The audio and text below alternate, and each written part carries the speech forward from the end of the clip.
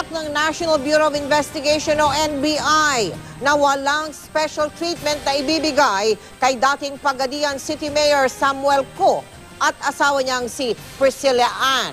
Nadakip ang mag-asawa sa Bonifacio Global City nitong Sabado sa bisa ng warrant of arrest para sa reklamong syndicated estafa kaugnay ng pyramiding scam ng Aman Futures Group. Ayon sa kampo ng dating alkalde, na politika daw silang mag-asawa. Ikinatuwa naman ng ilang biktima ng scam ang pagkaka-aresto sa dalawa.